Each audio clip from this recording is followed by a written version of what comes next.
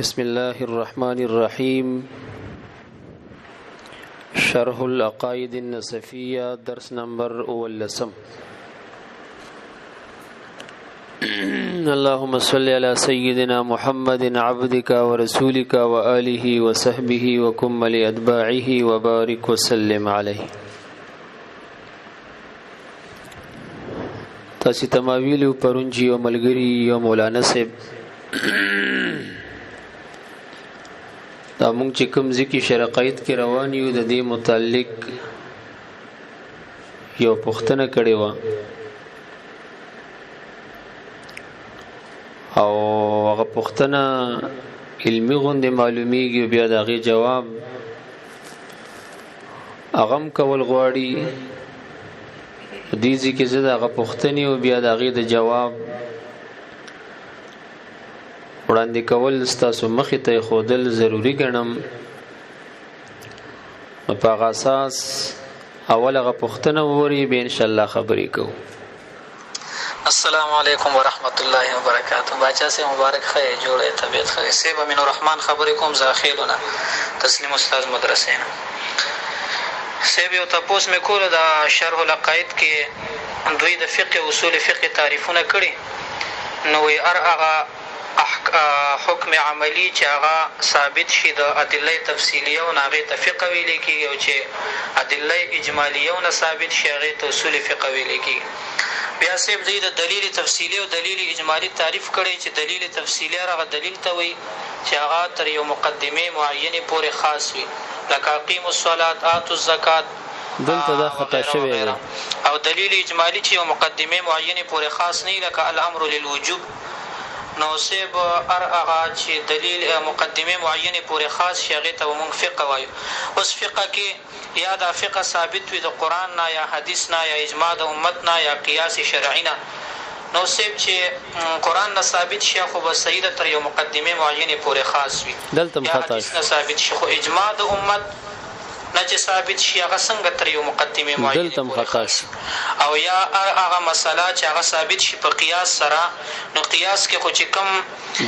مقیس وي یو او بل مقیس علیه وي نو دلیل تفصیلي خو په حق د مقیس علیه کې وارد وي په مقیس په حق کې خو وارد نه وي لکه دا مقیس خو ثابت د دلیل تفصیلي نه وي ځکه چې دا یو مقدمې معینې پورې خاص نه صرف ذهن کې مو د اشکال دی نو سیب تاسو راته حل کړئ. السلام علیکم ورحمت الله. هلکه دې باندې پوه شو که پوه نه شوې څه ګزاره وکړه نو ما عرض وکړو چې ګوره دلته د مولانا صاحب څه شوی دی هغه ټیم چې کله دی دا سوال وکړو نو ما مېلمنو سره ګیرو ما ورته صرف دومره ویل چې دا سوال دې غلط کړی دی او زه وخت پیدا کړم درته جواب کوم نا وخت پسې دا دی چې خبره شل ورځې ووتې اوس ورته جواب کوو وخت نو او وخت ځکه نو چې بس بعضې وخت کې هیر به شو کله به چې یاد شو هغه ټایم به مناسب نو بس هغه خبره زنګېده دې وخت ته راغه نو چې راغه نو شرقایت کې تیار غزي کې لګیا یو جواب به مو شو تاسو به مو وایي. خلاصه د سوال دا ده چې مولانا صاحب وایي چې په شرقایت کې د فقه د اصول فقه او د علم کلام تعریفونه شوي دي دا درې واړه تعریفات دا ور کې څه دي مذکور دي هغه پرون تاسو ویل چې وسموا ما يفيد دغه ځینه ودی ویل کنه چې افاده د دې کوي هغې ته فقه وایي چې افاده د دې کوي هغې ته اصول فقه وایي او د بل ته علم کلام وایي پرون تاسو ویل کنه. نو اوس دلته د سائل مولانا صاحب وایي چې فقه کې لابودي وي د دې نه چې دا به حاصله وي من الادله التفصیلیه او په اصول فقه کې لابودي ده د دې نه چې دا به حاصله وي من الادله الاجمالیه. دا خبره خو مسلمه ده چې جزئیات فقهیه مستفاد کیږي د ادله تفصیلیونه او هر چې اصول فقه ده نو هغې کې قواعد وي هغه مستفاد کیږي د ادله اجمالیونه. هلکه تاسې پیږي په خبره باندې که نه خوش خبر دا دا چې مولانا سے فرمای چې دلیل تفصیلی دی ته وایي چې دا خاص وي تر یو مقدمه معینه پوري، او دلیل اجمالی دی ته وایي چې دا خاص وي خاص نه وي تر یو مقدمه معینه پوري. نو دا خبره علی الاطلاق دا ټیک نه ده، یعنی دا صحیح تعریف نه دی. صحیح تعریف دا دی چې دلیل تفصیلی عبارت دی اما يتعلق بحكم حكم وجزئي جزئي. په خبره باندې پوه شولې کنه، هغه چې تعلق نسی د حکم او حکم سره، د جزئی جزئی سره، نبراس او د خیالي حواشیو دا خبره کړې ده. بیا خاص کر په خیالي باندې یو مولا صاحب لګېدل، قابل ترین مولا دی، د خیالي حق ادا کړی دی په نوم د عبدالحکیم سیالکوټي باندې. هغه فرمایي چې ادله تفصیلیه ستوي نه په حاشیه د خیالي کې غلي کلی دي ما ينوت بحكم حكم وجزئي جزئي. هغه چې تعلق لري د حکم او جزئی جزئی سره دی توي دلیل تفصیلی. خدلته د دې فن اصطلاح مراد دغه چې کوم دلیل تفصیلیه د فن دی هغه تنه مراد دی. باقی د هر فن خپل سه اصطلاحات دی، هر متکلم په خپل اصطلاح خبرې کوي، ولا مشاهده فی الاصطلاح اخوانه ورزو. خو حاصل د دې تعریف چې موږ د عبدالحکیم سیالکوټي په حواله وکړو هغه داش چې ادله تفصیلیه عبارت دی د دینه چې دا ځان ته حکم او ځان ته جزئی سره تعلق ساتي. ما ينوت ما يتعلق بحكم حكم وجزئي جزئي. سموي ادله تفصیلیه ستوي چې د دې تعلق به ځان ته حکم سره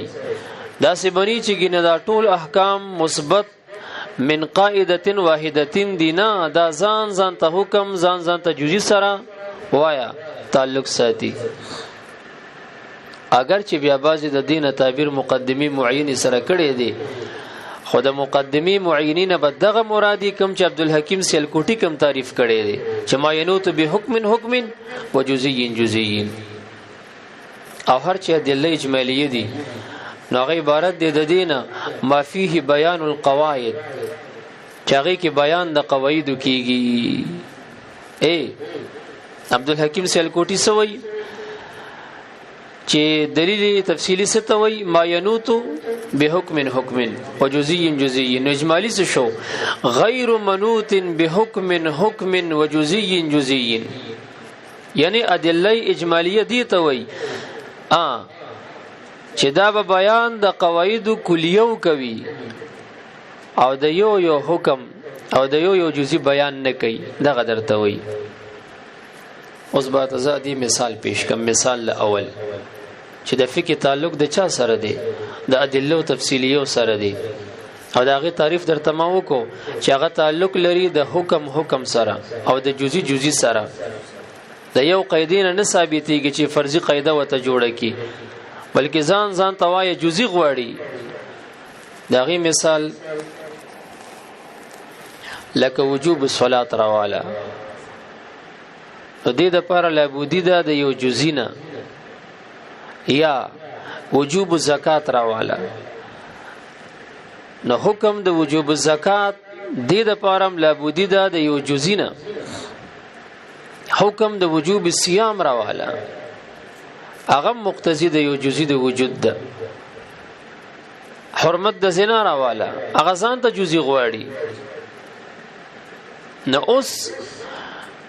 د وجوب صلات د پاره جزئی څه دی؟ اقیم الصلاه دی. ما ينوت بحكم حكم وجزئي جزئي. ګوره وته. او د وجوب زکات د پاره جزئی څه دی؟ اتو زکات. او د وجوب صيام د پاره جزئی څه دی؟ فمن شهد منكم الشهر فليصمه. او د حرمت د زنا د پاره لا تقربوا الزنا راواله. او د حرمت د قتل د پاره جزئی ولا تقتلوا النفس التي حرم الله الا بالحق دا راواله. دلته د هر یو د پاره د جدا د نس نه لابودی ده. د وجوب الصلات خپل نسته، د وجوب الزکات خپل نسته، د وجوب الصيام خپل نسته، د حرمت د زنا دغه د پاره خپل نسته، د حرمت د قتل د پاره خپل نسته، او د لپاره داسې قاعده کلیه نشته چې د ځان نه جوړه کی چې الاحکام الشرعیه ثابته بمقتضیاتها. داسې یو قاعده ولا نشته چې ګناغي لاندې دا ټول اشیاء چې فرضیت د صلات دی، فرضیت د صوم دی، فرضیت د زکات دی او حرمت د زنا دی چې ګناغ ټول دی لاندې ثابت نه، داسې نشته دی، بلکې د هر یو د پاره علاهده جزئی او نص درکار دی. ما ینوت بحکم وجزئی امدک معنا ده ورسېدل کنه. اوس براشو د مولانا صاحب خبره تاسو اوریده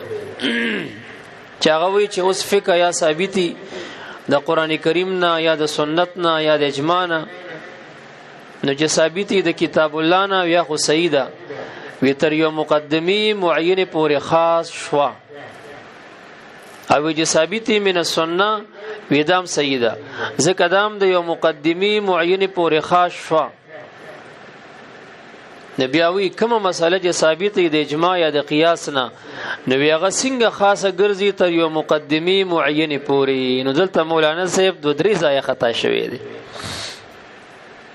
اول د مقصد دا دی چې ګوره چې کم د فقه مسله ثابت شي د کتاب الله نه وی هغه صحیح ده، ولی وی ځکه دا خاص ده تر یو مقدمی معین پوری. مقصد دا دی چې قران کریم کې او یا سنت شریفه کې قواعد نشته، حالان کې قواعد کلیه په قران او سنت کې بلا ډیر دي، دومره ډیر دي چې ستړی بشي پی. او دویم دیزي کې خطا شوی دی چې دی وای چې کوم حکم شرعي چې ثابت شي د اجماع د امت نه، نو هغه ته څنګه ادله تفصیلی ویلیش، نو ګوره بیا خطا دی. دا ګمان دی چې ګنې دا اجماع د امت دا دلیل اجمالی دی، حالانکه دا خبره غلطه ده. دا ترتیب د مصحف شریف، دا د قران کریم ترتیب چې صحابه ورکړي دي، یا د اذان ثانی د جمعې، یا د تراویح 20 رکعاتن په دغه هيئت قضائیه بالجماعه بیا ورکه ختم کول، دام په اجماع د امت سره ثابت دی. خبر باندې پیږي کنه. نو دا دلیل تفصیلی شو کنه، اجمالی خو نه دی کنه. ولی اجماع بچي سلور اقسام لري. سو اقسام لري؟ سلور اقسام لري. یو قسم پکې دی اجماع د صحابه. اجماع د صحابه بیا داسې چې کله قول د کل وی، د ټول قول وی، ټول متفق شي په یو امر باندې، یا قول د دو وی، یا قول د درې وی، یا قول د لس وی، او سکوت د باقی نه وی، نو دا داغي قول خواګه قول لکل وی، یا قول لسنین وی، یا قول د واحد وی، دم جزئی شو کنه. دا قاعده کلیه نه ده کنه. نو بیا دې چې دا تاسو کې چې رقم حکم ثابت شي د اجماع نه، نو هغه ته څنګه ادله تفصیلیه وی، نو ویل شي ورته کنه، دلیل اجمالی خو نه دی کنه. په خبره باندې پوښولې کنه. نفس اجماع څه ته وی؟ نفس اجماع دی ته وی. د نور الانوار په د حاشیه کې د اجماع په باب کې تعریف کړی دی، اتفاق مجتهدی هذه الامه علی امر. اتفاق د مجتهدینو د دې امت په یو کار باندې. دې کې به یو قاعده درته یو نقطه به درته ذهن ته درواچوم. دا بعضی حضرات به درته وي چې تاسو فلانی جماعت ته کافر نه وایي، ولی دی باندې خود فلانی علاقه علماء فتوا ورکړي او دغه په دومره علماء اجماع په اجماعي کافران دي، تاسو ورته کافر نه وایي. او من شک فی کفرهم فقط کفر، دا هم درته وایي. ناغي ته وی چې هغه په اجماع کړي دا د اجماع تعریف راته لګولو فرمایي. اجماع او اتفاق د مجتهدینو د دې امت نه عبارت دی. خدای غزي کې کم مجتهد راغون شوی هغه ویلو چې د فلاني جماعت زندګ دی او کافر دی. دغه مجتهدینو اسام او سمیره تلک مخې ته بیان دغه اسامیره تلک بیان کا. د اجماع تعریف څه دی؟ د اجماع تعریف خو پیژنه کنه. اتفاق د مجتهدینو د دې امت په یو امر باندې، نو دا کوم جزئی وی کنه، قاعده کلیه خو نه وی کنه. اجماع کی قاعده کلیه شته، قران کریم کې شته، حدیث کې شته. نو دغه ځکه د مولانا صاحب دالتم تیروته دی او دا غین علاوه د اخره کې چې د قیاس خبره کوي خبره باندې پوښولې کنه او دا خبره ده چې په قیاس کې کم حکم ثابت شي نو مقیس له کې خدا حکم تفصیلی دی او بیا مثال نه دی ذکر کړي او مقیس کې تفصیلی نه دی د پنځ باندې مقیس کې دا کم علت چې فقهای کرام روباسي نو دی وی ګینه دا قاعده کلیه ده حالان کې دا قاعده کلیه نه ده موږ داغي جواب کو دلته بیا خطا شوی دی او مثال هم نه ذکر کړي مثال به مونږه پیش کو ګوره د مقیس له مثال خمر راواله سراواله خمر راواله الیک خمر حرام پنس د قران او د سنت شریف دی کنه دی انما الخمر والميسر والانصاب والازلام رجس من عمل الشیطان حرام دی کنه نګوره دا مقیس له دی او دا نص وارد من الكتاب والسنت دا جزیش دا نص په حرمت د خمرو چې وارد دی د کتاب او سنت نه دا څه دی دا جزیش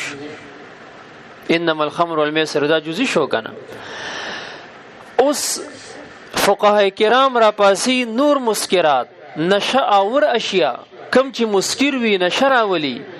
اغه کیاس کوي پچا باندې په خمرو باندې لکه افیون راواله مثلا افیون وغیرہ راواله دا مسکر دی کنه ناغي سو یغوی دام حرام دی نو دا افیون وغیرہ دا مقیش شو کنه شو دا مولانا صاحب دا ګمان دی چې دې کې خو نس نشته دی دا مقیس یادای بلکې فقهای کرام ورته علت روباسي چې هغه سکر دی چې په شرابو کې علت د حرمت څه دی لکه سکر دی نشرا وستل نو افیونو کې هم سکر دی نو فلهذا دې څه کوي هغه دې د علت ته قاعده کلیه وای دک ځکه خطا شوی دی مونږ ورته وایو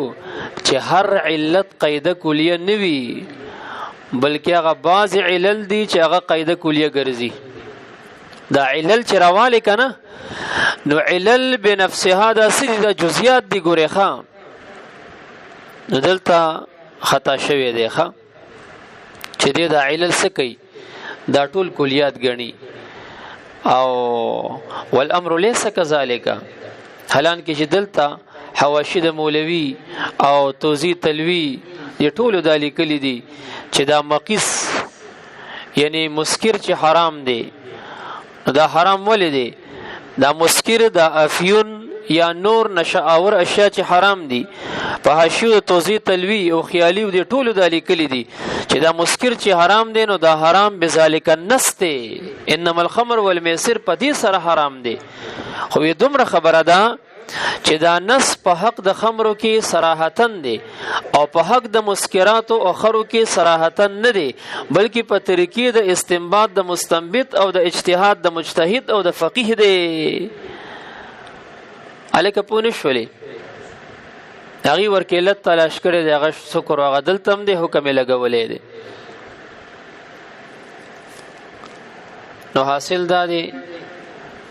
د ټول درس حاصل درته زو وایم او دا ځان سره هم لیکي دا واستاسي پکاري چې ادله د شرع چې دی بچي دا سلور دي سودي سلور بیا دا سلور واړه دو ته تقسیم شوی دي ښه بعضی اجمالی دي او بعضی تفصیلی دي بیا علماء د دغه اجمالی د پارا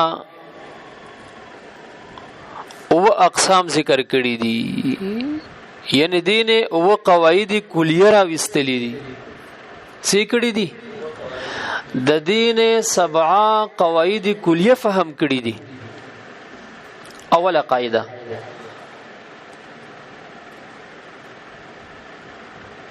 اوله قاعده دا ده چې درجه د قران کریم د ټولو ادلهونه مقدم ده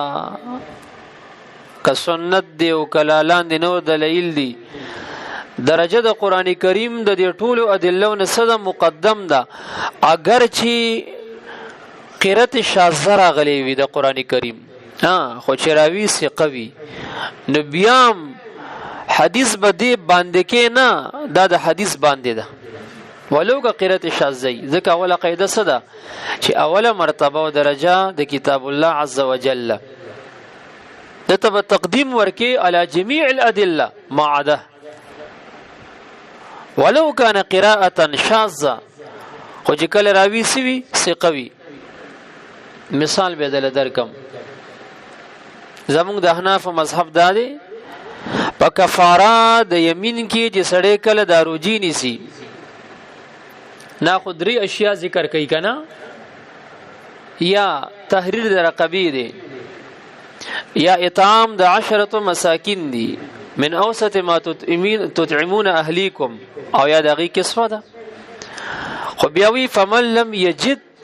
کچا د غدری اشیاء اونمونده چاغه غلام آزاد ولدي لس مسکینان مړول دي یا غي ته کپڑے ورکول دي نو چې دا غني کداغه ګوروي مالدار سړی دا روجي نشي نیويخه اسنه څوک در تراشو د نه تپوس کې چې ما قسم کړی دی او اسمات شو سوکم او مالداري او ته ورته روجي ونی سکنه دا فمن لم یجد کله چا دغه مخ کې وسنی نه د غلام د آزادولو نه د لس مسکینانو د مړولو نه د غي د کپړو نو بیا فصيام 3 ایام اوس موږ دلته قید لګو په دې روجو کې چې دا قید دا بسی متتابعات وي اوس دا قید چې موږ لګو دغه قرات شاذ عبد الله بن مسعود سیب زموږ سره شتا چاغه سوي فصيام 3 ایام متتابعات ځکه ما درته وی چې اوله قاعده کلیه ده بچي چې قران کریم ته تقدیم ثابت دی بجميع الادله اگر کدا قرات د قران کریم قرات شاذی خو چې کله راوی څنګه ثقی زیا په دی اوله قاعده باندې پوښ وکنه دویمه قاعده وره چې کلم یو راوی د خپل مروینه مخالفت کی د دې درې واجبې ښه سو واجبې یا با دا حدیث صحیح نی د وجد تعنینا په صحت د دې حدیث کې دا حدیث به صحیح نی ځکه په د عمل تر کړي دی یو شو یا با دا دلیل د نسخ د حدیث چې دا منسوخ دی الک سو شو دو شو او دریم دا الک هغه کوي ماته ګوره یا او دریم دا چې دا بسی مصروف ان ظاهر بی په ظاهر با حمل نوی والک مسوی قاعده کلیه صدا چې کله یو راوی د خپل مروینه مخالفت کی دا به د درې وجنی یا به دا حدیث صحیح نی یا به دا صحیح وی منسوخ وی یا به دا مصروف ان ظاهری د دې مثال لکه حدیث پاک کې راځي ابو هريره سے فرمای چې کله سپي ولوغ او سټول کی په انا کې دا وزل او وینځي او په دې او یا اتم زل کې وایا د تتریب ذکر هم راغلی چې د اوم زل باندې د خور شوړم ولا ور کوي او د عمل دغه چې د خپل درې زل وینځلو نمنګ و چې دا وزل دا مصروف ان ظاهر دی واجب نه دی په نو د به حمل کا پس دا ورکی تعویل شو کنه الکه سو قاعده شوي دوا اوس ګوره درې می قاعده ته دا تاسو په کاری کې د ځان سره لیکي او دا قواعد کلیه دي ته وي ښا او دریم دا دی چې قران کریم او حدیث پاک کې دا کم اوامر راغلي دي اوامر نو دا د پاره د وجوب دي کچرت قائم شوا قرینه صارفه عن الوجوب نو کبیا قرینه د اباحت و مباح باندې حمل کا او که قرینه د نور سود نور باندې حمل کا خو لیکن اوامر صادر فی الكتاب الله عز وجل او په حدیث د مصطفی صلی الله علیه وسلم کې دا د صد پاره دی بچي دا د پاره د وجوب دی او دلیل په دی وجوب باندې څه دی قول د باری تعالی دی تاسو په اصول کې ویلي فليحذر الذين يخالفون عن امره ان تصيبهم فتنه او يصيبهم عذاب اليم. خو چې کله قرینه صارفه قائمه شوه نو بیا به صرف کیږي د وجوب نه او چې د څه قرینه وه د هغې مطابق به دا حملیږي. څو قیدې شوې؟ درې. القاعده الرابعه وهي ايضا كليه، قاعده کلیه څلورمه وره چې اجماع د امت دام حجت دی. یعنی هغه حکم چې ثابت شي بالاجماع ورسېدلی دا داسې دی لکه حکم ثابت بالکتاب والسنه. دا ولې؟ ځکه دې کې نصوص راغلي دي ومن يشاقق الرسول من بعد ما تبين له الهدى ويتبع سبيل غير المؤمنين نوله ما تولى ونسله جهنم وساءت مصيره. څوک چې مخالفت د نبی له صلوات و سلام او د الله تعالی کی او اتباع د داسې لارو کې چې هغه غیر وي د لارې د مؤمنانو اجماع د امت ترک کې د هغې نه مخالفت کوي لکه مفتی منیر زندق ورسېدلی که نه نو چې کوم طرف ته ګرځېدلی موږ به یې ورو ګرځوه خوا او داخل به کو جهنم ته ډېر بد ځای د ورګرځېدو دکه جهنم دی. او بل دا چې حدیث پاک کې راځي لا یجتمع امتی علی الضلاله، منیا شریفه کې ویلې که نه دی ویلې؟ نو دغم د اجماع د حجتیت دلیل دی او حکم ثابت بالاجماع پشان د حکم ثابت بالکتاب والسنه دی. او مثال د دې به څنګه لکه دا حد د شارب الخمر چې اتیا کوړې مقرر شوی دی نو دا څه دی؟ دا په اجماع سره ثابت دی. د حضرت عمر سے په دور کې پدې مرسېدي پنځمه قاعده چې کله اختلاف واقع په مابین د متقدمینو کې چې صحابه کرام دي په یو امر دینی کې چې کله په درمیان د متقدمینو کې په یو امر دینی کې اختلاف واقع او بیا رستو متأخرین هغه په یو قول اجماع کی ابل ترکی په یو اجماع کی نو دا اجماع به څه وایا؟ دا به دلیل وي. دا اجماع څه ده؟ دا حجت دی. مثال به څنګه لکه مطاع والا د متعی باره کې د عبد الله بن عباس ابن د حلت قول شته ټیک د بیا رجوع کړي دا او مثال په تور تاسو په د پاره وایا صحابو کې پدې کې اختلاف د جواز قایلو خرست متأخرینو په حرمت د متعی اجماع کړي دا نو دا اجماع حجت دی. الکه پدې قیدی باندې پوښوي کنه سو قواعد شو پنځه شو یاره او شپږم چې احوال د قیاس دام حجت دی. الکه احوال د قیاس څه دي؟ دا حجج دي. دلیل قران کریم کې راځي فاعتبروا یا اولی الابصار. راځي کنه راځي؟ دا خوشپکش. او اوم چې قیاس خفی تبا په قیاس جلی باندې ترجیح او تقدیم ورکولی شي. سموي قیاس خفی تبا په قیاس جلی باندې چې قیاس جلی تسوي استحسان وي استحسان وته وي کنه ترجیح ورکولی شي. مثال لکه سور د سباع او طیر راواله جوټا یو سباع البهایم دی لکه پیشو پړانګ زمری چې هغه درنده د زناور وی غشلی یو سباع طیور دی لکه ټپوس او باز دغه چې مارغان شلی نو دا جوټا د سباع طیور راواله دلته قیاس جلی دا دی چې دا څه ده لکه دا پلیته ده او دا قیاس کی پچا باندې په سباع البهایم باندې نو دلته حکم نجاست د سورو دلته حکم نجاست د سور دی هغه مقیس له دا وته مقیس الته حکم نجاست د سورو دلته حکم نجاست د سور دی او قیاس خفی نه زه وختي خطا شوم قیاس خفی ته استحسان وای او قیاس خفی او استحسان دلته بیا دی چې دا سور د سباع الطيور دا طاهر دی ولی وزکه چې دا سباع الطيور چې دی کنه دا خوراک اوسکا کوي په مخوکه باندې نو دی چې دا سکاک په مخوکه باندې کوي او په مخوکه باندې سکی دي سره دا پاکي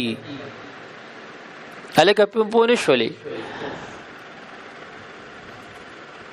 نو خبره سشوله نو خبره دا شو و مقیده دا شو چې قیاس خفی تبا چې استحسان دی ترجیوی په قیاس جلی باندې الکه زین شریف هم بیکار کوي کنه کوي نو ور سره وایا چې فهذه قواعد کلیه ودلائل اجماليه او ثم ان الفقيه المجتهد يستخرج من هذه المجملات ادله تفصيليه فخبر باندې پوښی کپونه شولې نو مولانا صاحب نه دغه یوسوزي کې خطایان واقع شوی موږ دغه تعین کو د کتاب سره پدیزي کې سمون خوړو کاغه نور تقریر بنظیرم نه یاد شوی صرف دا او قواعد د تاسو یاد کو د عملي کړه د ډیره توره دستاس دا ډیر بنیادی قواعد دی او د مغټه توره تاسو وک سبا ته پیرا سٹارټ شو او ان شاء